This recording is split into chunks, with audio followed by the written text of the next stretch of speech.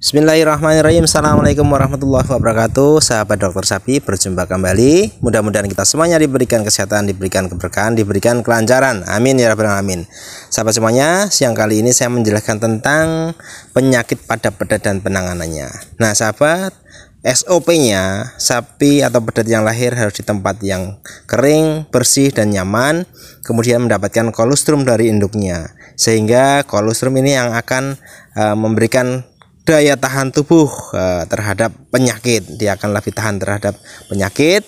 Kemudian dilahirkan di tempat yang kering, nyaman, bersih, supaya menghindari terjadinya infeksi-infeksi yang akan menyebabkan kematian pada pedet. Sahabat, kalau dia tidak minum susu, harus telaten kita berikan air susu, diberikan kolostrum dari induk yang terbaik, dari induk yang tidak PMK, dari induk ataupun kolostrum-kolostrum yang kita lakukan pasteurisasi. Harus kita berikan kolostrum supaya daya tahan tubuhnya baik. Nah seperti ini, harus telaten sahabat semuanya ya, karena kolostrum atau susu itu sangat dibutuhkan daya tahan tubuh, sangat dibutuhkan untuk nutrisi dan perkembangannya dari si pedet sendiri, sehingga dia daya tahan tubuhnya baik, pertumbuhannya baik, maka akan kuat terhadap serangan penyakit.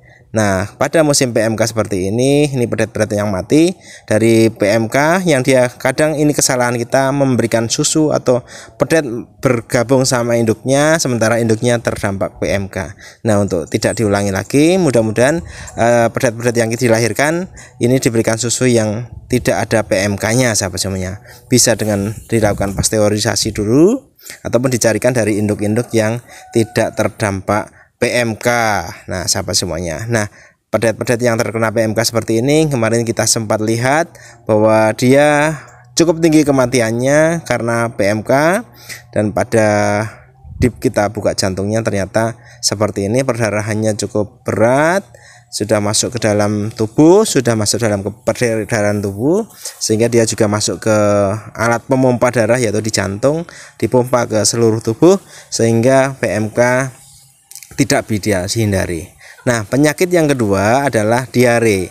Diare ini adalah penyakit yang sering sekali menyebabkan kematian juga selain PMK. Nah dia menduduki urutan pertama ataupun kedua. Penyebabnya apa? Biasanya kandang yang kotor, atau tadi tali pusar yang tidak bagus, tali pusar yang tidak steril, ini menyebabkan infeksi. Nah kalau sudah seperti ini, pedet mengalami diare, pasti dia akan dehidrasi, pasti dia tidak akan mau minum susu induknya, kemudian lemes, kemudian lanjutannya adalah biasanya mati. Nah sahabat semuanya, harus kita perhatikan adalah kebersihan kandang. Jangan sampai induk-induk melahirkan di tempat yang jorok seperti ini, yang kotor, sehingga ketika dia lahir di tempat yang kotor, maka tali pusarnya bisa kotor, menyebabkan salah satunya adalah diare. Atau ketika induk duduk seperti ini di tempat yang kotor, maka puting dari induknya sendiri ketika disusu sama anaknya, anaknya akan menjadi diare. Atau pedet menjilat-jilat tempat yang kotor, kandang yang kotor, minuman tercemar, E. coli dan segala macamnya, maka efeknya adalah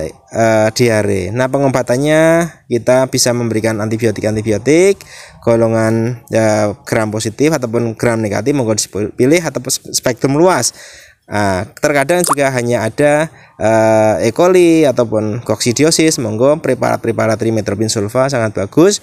Kemudian bisa kita berikan obat-obat lainnya seperti kaolin pektin, yang dia memang bisa untuk menyerap racun dari diarenya. Nah pencegahannya, tolong disiapkan tempat yang bersih, yang kering dan nyaman.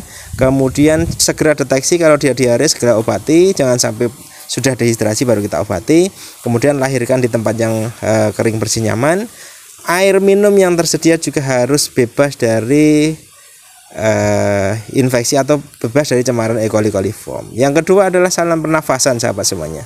Pedet-pedet yang terkena pernafasan, dia akan batuk, kemudian keluar lendir, leleran dari hidung seperti itu, kemudian dia akan menjadi kurus seperti itu, kemudian bisa menyebabkan kematian. Nah penyebabnya sudah saya sampaikan di video sebelumnya, bahwa penyakit pernafasan pada sapi itu atau pedet biasanya adalah kompleks, menyebabkan pneumonia, enzootik pneumonia.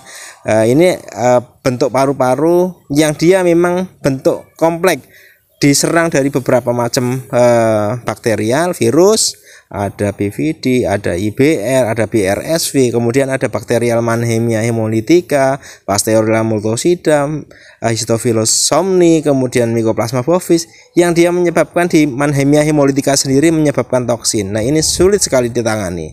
Bahkan obat-obatan spektrum luas pun sangat sulit ditangani. Ada beberapa rekomendasi, salah satunya adalah marbofloxacin atau tulatromisin. Ini cukup efektif untuk memberikan pengobatan pada diare, pada pneumonia kompleks pada sapi. Nah, sementara pneumonia kompleks ini juga ketika penanganannya lebih cepat, biasanya sebelum Mannheimia hemolytica menghasilkan racun, dia bisa terkendali. Tetapi kalau sudah turun menyebabkan racun, maka paru-parunya akan menjadi rapuh, menjadi bernanah dan segala macamnya, tidak bisa ditangani lagi. Nah, monggo pilihan-pilihannya seperti apa? Ada tadi tulatromisin, marbofloxacin ataupun enrofloxacin biasanya cukup efektif untuk penanganan pneumonia. Nah, berikutnya adalah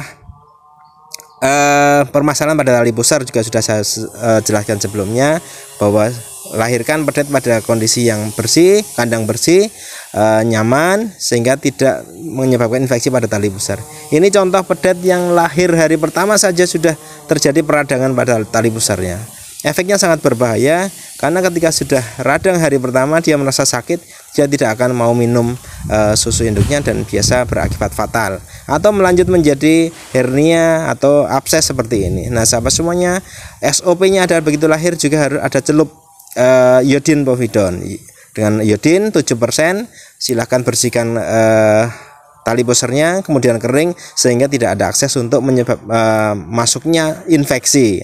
Nah, ini contoh pedet yang mati karena terjadinya infeksi tali pusar menjadi umbilikal, nafal dan segala macamnya, menjadi hernia. Ini sangat disayangkan. Nah, kemudian yang berikutnya adalah sapi yang terkena hairball. Sahabat semuanya, hairball juga sudah pernah saya jelaskan bahwa sapi-sapi yang berada dalam kandang koloni seperti ini, ketika awalnya diare, kemudian disuntik tidak sembuh, disuntik tidak sembuh, terakhirnya diarenya berwarna merah, yaitu tanda dari mengelupasnya usus merah seperti itu salah satunya adalah ciri hairball. Ketika kita buka setelah mati, dia akan menyebabkan kita lihat adanya bola-bola bulu pada usus. Nah, ini disebabkan karena dia kurang minum, kurang hijauan, kemudian ada di kandang-kandang koloni. Hairball ini benar-benar tidak bisa ditangani, hanya bisa dicegah. Nah, seperti itu. Ini bola-bola bulu yang menggulung sedikit demi sedikit dan akan menyumbat di saluran rumen menuju retikulum. Nah, seperti itu.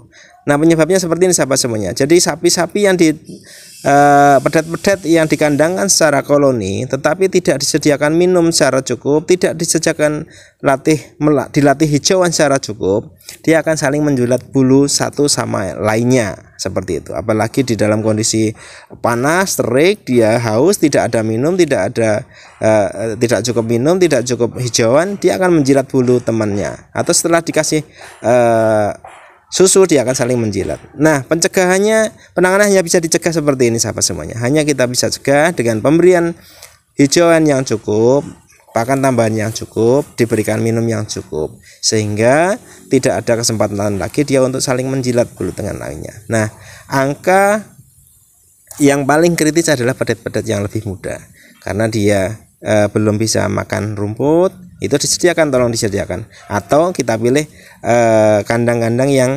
individual. Kandang-kandang individual ini bisa sangat resikonya terhadap herbal ini sangat rendah. Tetapi kalau kandang koloni jauh lebih berisiko. Nah, sahabat semuanya, pencegahannya seperti itu. Tolong disiapkan pakan hijauan sedini mungkin, dilatih untuk hijauan, sediakan minum yang cukup sehingga tidak berisiko menjadi herbal. Nah, ini akan lebih tinggi lagi resikonya ketika di lahan sawit, ketika tidak disediakan minum yang cukup. Nah, untungnya kalau di lahan sawit biasanya rumputnya cukup. Nah, kalau di kandang yang intensif, kita harus sediakan rumput dan minum yang cukup supaya mencegah terjadinya herbal. Nah, sahabat semuanya, Kalau penyakit semuanya bisa kita tangani, kita bisa cegah, maka sapi akan enjoy, sapi akan berkembang dengan baik. Nah, sekian dari saya. Assalamualaikum warahmatullahi wabarakatuh.